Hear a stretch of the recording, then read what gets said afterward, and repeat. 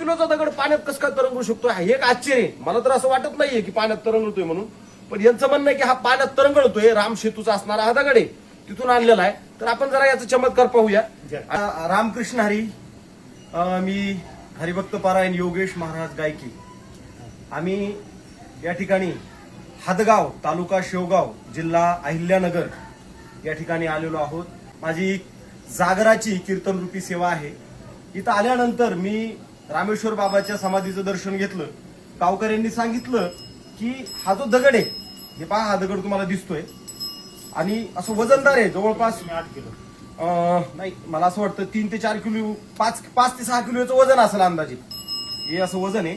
आणि हा असणारा जो दगड आहे, तर हे बघा, दगड व्यवस्थित दाखवतोय.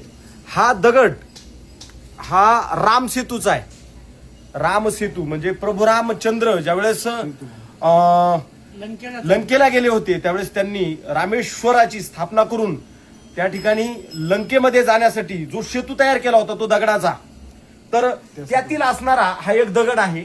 आणि त्या ठिकाणाहून हा आणलेला आहे. आता बऱ्याच अनंत काळापासून यांनी गावकऱ्यांनी तो सांभाळून ठेवलेला आहे. तर हा जो दगड आहे की हा यांचं म्हणणं आहे पाण्यामध्ये तरंगतोय हा दगड. आता किलोचा दगड पाण्यात कसं काय तरंगू शकतो हे एक आश्चर्य आहे. मला तर असं वाटत नाहीये की पाण्यात तरंगतोय म्हणून, पण यांचं म्हणणं आहे की हा पाण्यात तरंगळतोय. राम सेतूचा असणारा हा दगड आहे, तिथून आणलेला आहे. तर आपण जरा याचा चमत्कार पाहूया. आणि सध्या आम्ही या ठिकाणी हौदाच्या जवळ आलेलो. खरंच तरंगळतो का?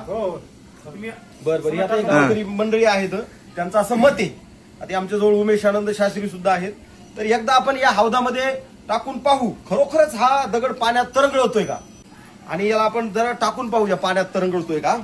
कारण मी हे आतापर्यंत ऐकलं होतं, आता हे प्रत्यक्ष मी पाहतोय की पाण्यात तरंगळतोय का. आता हे असणार पाणी, एकदा पाणी दाखवा. हे पाणी आणि बरंच खोल पाणी आहे, हे तुम्हाला दिसतंय. आता याच्यामध्ये हे आपण असं दगड सोडूया. मला प्रभू रामचंद्र भगवान की जय. बघा, ही आश्चर्याची गोष्ट आहे. आणि या पाण्यात तरंगळत आहे.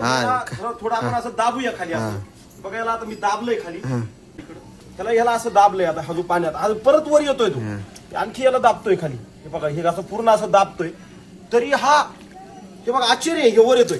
आता याच्यापेक्षा हलका एक दगड आपण पाहू. आता हे साधा दगड आहे, हे बघा. आता हा दगड मला वाटतं हा हातगावचा दगड आहे. हे बघा, हा इथला खाल्ला उचलला पण हातगावचा दगड. आता हा दगड जो आहे तो वास्तविक याच्यापेक्षा छोटा बी आहे आणि वजनानेही कमी आहे. हा 5 ते 6 किलो वजनाचा आहे आणि हा जास्तीत जास्त 1 किलो वजनाचा आहे. तर हा दगड तरंगळतो का आपण पाहूया.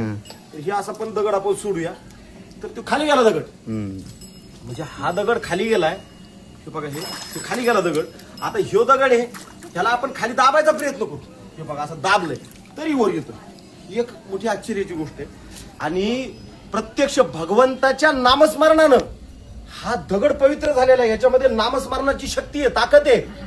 नामस्मरणाच्या, भगवंताच्या नामस्मरणाच्या ताकदीनं हा दगड पवित्र झालेला आहे. तेवढं सामर्थ्य आहे. आणि ते नामस्मरण ही प्रत्यक्ष देवासोबत ज्यांनी वास्तव्य केलं, अशा असणाऱ्या वानर सेनेनं नामस्मरण केलेलं आहे. तेवढी तळमळ आहे. आणि हजारो वर्षाचा हा दगड आहे, तरीही या दगडामध्ये नामस्मरणाची ताकद आल्यामुळं हा दगड आज सुद्धा हा पाण्यात तरंगळतोय. म्हणजे बरेच लोक म्हणतात की ह्या गोष्टी वास्तविक नाहीयेत, सत्य नाहीयेत.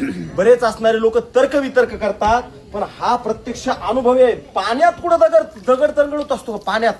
आता हा दुसरा दगड तरंगळत नाही, पण हा तरंगळतोय. म्हणजे ही ज्या गोष्टी आहेत तर ह्या शिकण्यासारख्या आहेत आणि समजून घेण्यासारख्या आहेत.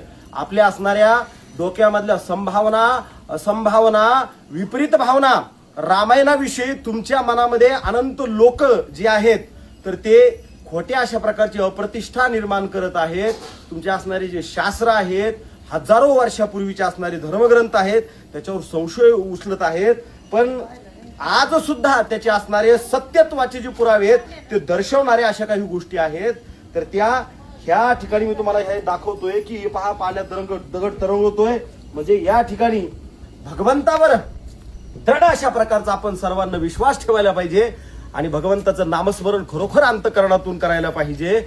आणि म्हणून एकदा मी म्हणतो, बोला पुंडलिक वरदे श्री ज्ञानदेव तुकाराम पंढरीनाथ महाराज की जय. माऊली ज्ञानेश्वर महाराज की जय. जय श्रीराम, जय श्रीराम, जय श्रीराम.